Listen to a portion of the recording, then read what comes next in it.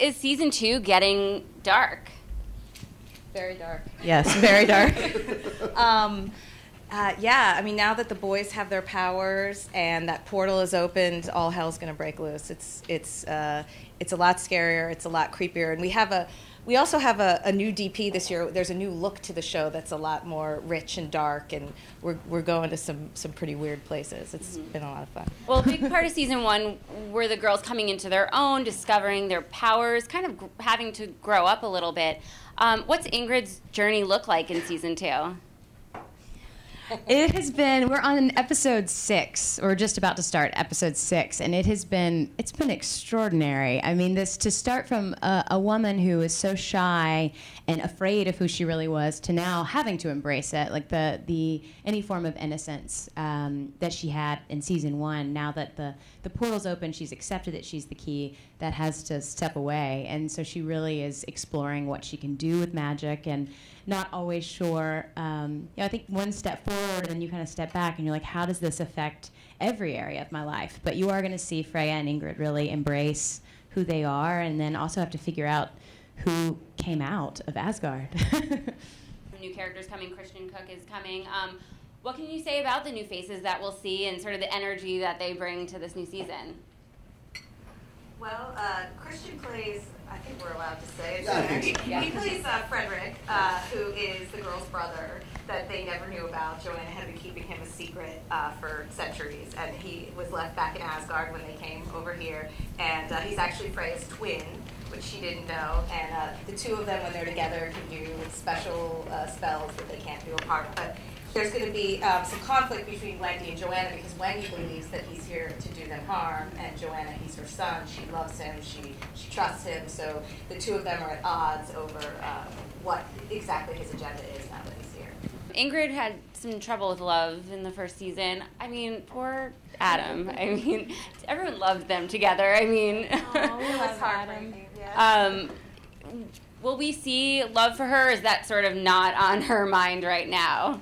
I think in the beginning it's not so on her mind, but there's going to be circumstances that are very dark and sexy that lead to the acceptance of what could be happening. So you're going to see her exploring. But I think that that episode really grew her. I think she understands love now, and having to let someone that she had loved so deeply and dearly let him go and make that choice as a woman really is going to allow her to let that in. Well, the love triangle between Dash, Killian, and Freya was such a huge part also. And the guys are changed when we come back. How will that affect the dynamic? And is there still even a triangle? Well, that love triangle is going to get spun in a completely new direction. And Dash, we saw what happened to Dash in there. And Killian, he's gone off and we don't know what's happened to him. So Freya's going to find herself in an entirely different romantic circumstance. Well, yeah, triangle has 3 points. This is going to be like a love pentagram. There's, it gets a lot more complicated. I have to ask because, Ingrid does so many spells. I think more so than Freya and a lot of people on the show. Do you have a favorite thing that you've done?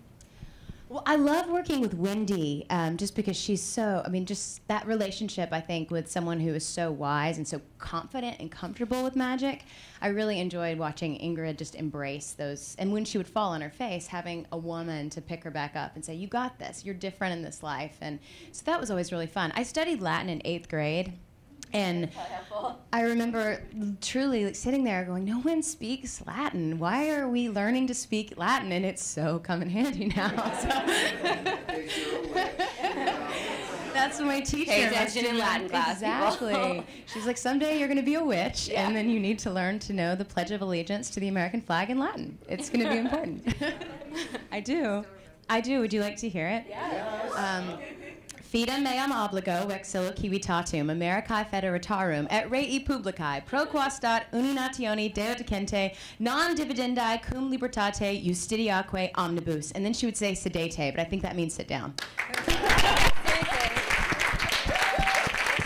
and Wendy was not in the book. She was a character that I actually invented for the pilot in order to kill her, because I wanted to show that this was a world where bad things could happen and there are consequences. So I killed her character in the pilot, and then Machen came along, and she was so fabulous that we all of us involved were like, oh no, we cannot kill her. She's just too great. And she was so willing to take her clothes off all the time. You can't just give that away. In life and on film. Well, no, when we were talking about her doing the role, I said to her, you know, there's a lot of nudity required. Are you cool with that? And she's like, please, people are always telling me to put my clothes on. It's fine. She's a fearless woman. I met her in a lightning storm. The night before we started the pilot, there was a huge thunderstorm in Wilmington, North Carolina, and I went down to the lobby just to look out at it because it was so powerful. And all of a sudden, I heard a metal shopping cart, and I thought, that is a brave human being. Who is walking with a metal shopping cart from the grocery store to the hotel in a lightning storm? And it was Machen. So I met her like that. I'm like, oh, she's fearless. She'll be great. Do you have a favorite moment, episode, something that really stands out to you? I loved bringing back Adam as the ghost. I mean, having that ghost love in this world where you got to say, when you could say goodbye to someone who you really didn't have that closure with. So that opened a world, I think, too, for the characters of what you're capable of as a witch and things that as a human you wish you could do. You wish you could say goodbye, and then to have that. And then I always love when the four witches are together. Like any time that we're all in the same room, there's just something really special about those moments for me. I love that Adam storyline. I thought it was really just sad and beautiful and you know, wistful and romantic. And the two of them had such amazing chemistry. It was fun to write that one. And I loved her past life episode where she remembered 1906. She was pretty great in that. When you make it a part of a show that, you know, they have been reborn so many times, is it nice that that does give you the freedom to come up with so many backstories and different characters that they can play? Yeah.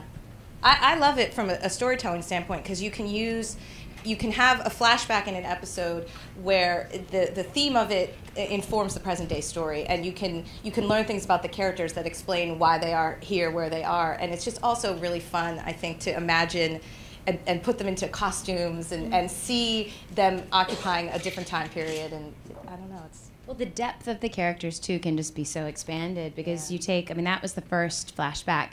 Ingrid, this, you know, very conservative librarian who fell in love with her high school sweetheart and just lost him. You don't really know where she comes from, why love, she's put up a wall in this life.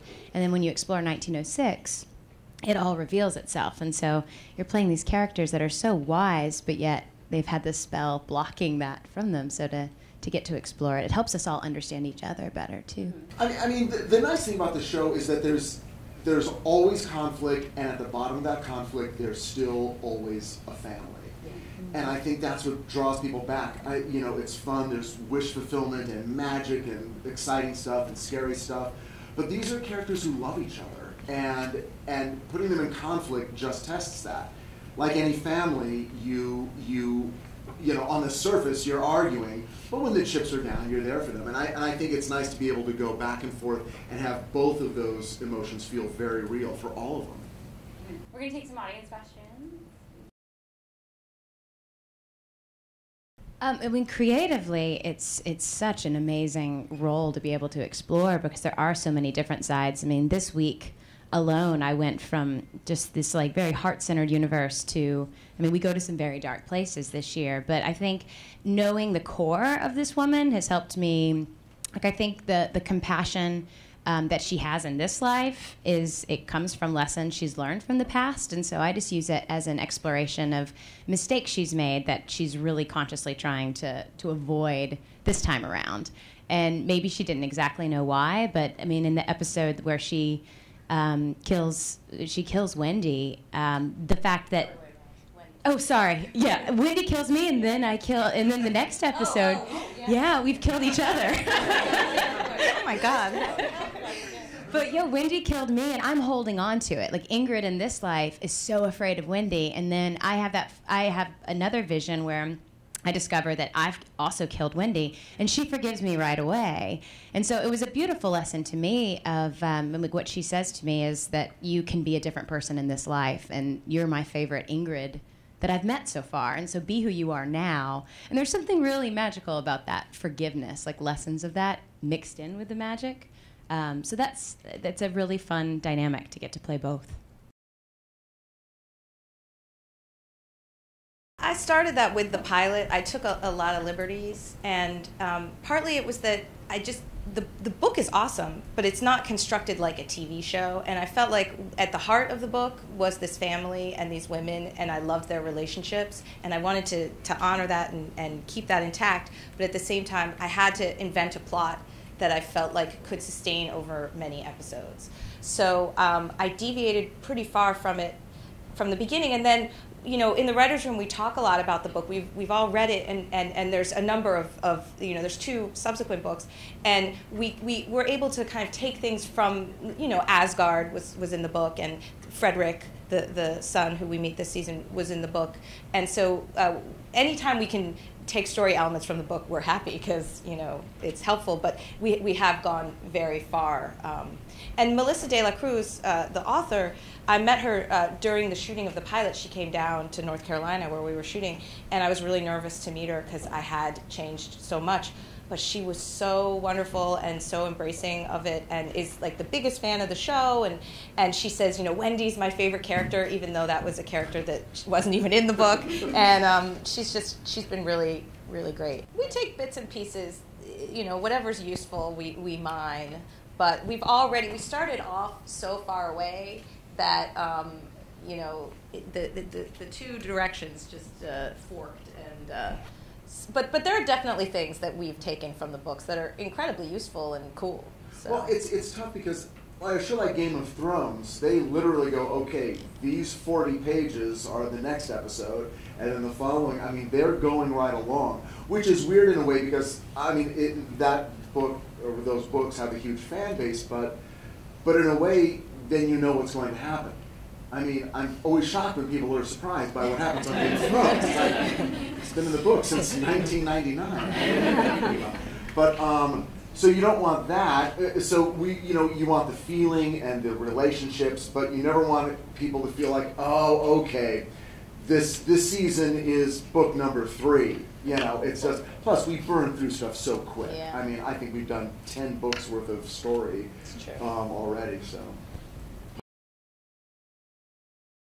it was pretty organic. It was, we started to get darker at the end of last year, especially, Dash sort of murdering Killian and, sending the boat away and the portal opening.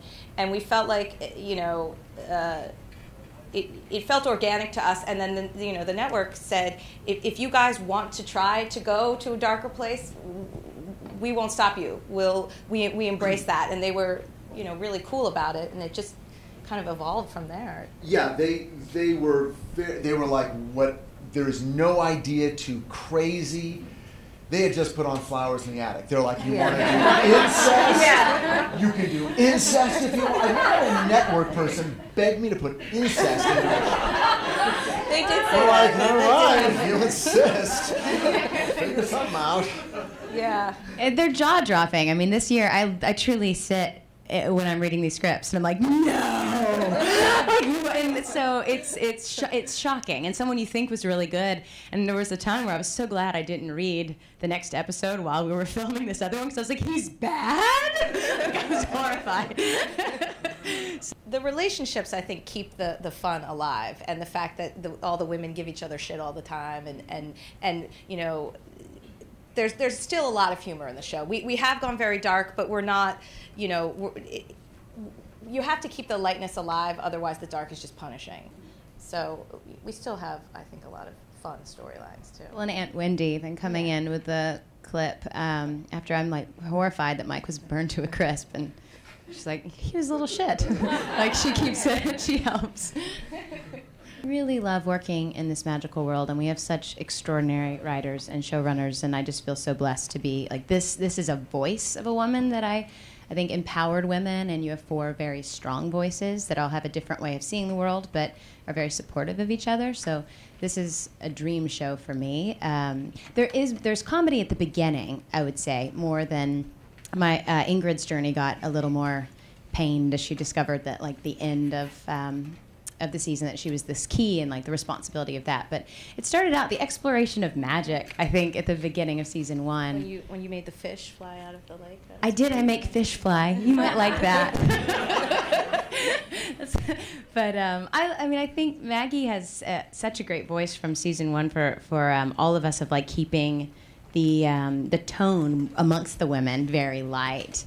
And now we have Richard, who's bringing just amazing adventures for all of us as well. And so we've got a really strong team that's helping balance both. But then we're going just to darker areas. Well, you know, Ingrid has a great line in the first episode of the 2nd season where, and it sort of sums up what's great about the show. She says, if I'm the key, if I'm this amazing witch, why is everything still so difficult? And that's what's so great about it, is that they've got these powers, but it doesn't necessarily mean their roads are easy at all. And your character is sort of a lightning rod. I mean, weird things come your way. They do. I'm just like holding a lightning rod above my head. It is. It's like, that's something to, I'm throwing that down for all of you. Weird things come for anybody. As a show with a lot of mythology, I know other showrunners on similar types of shows like that have sort of like a Bible. Do you have something where you like cross-check that, you know, Ingrid did this in that year, so, you know? We do have one that our script coordinator put together for us from all the episodes last year, and sort of made a list of what are the powers that each person can do and what happened in each episode. So we definitely have that too. And these guys, the actors, they remember everything. And so sometimes I'll get a call like, you know, why am I doing this episode? Because we said before that. And I'm like, oh, so there's checks and balances there to. Because we're witches. We remember everything. Well, thank you everyone for coming out. Thank you to you guys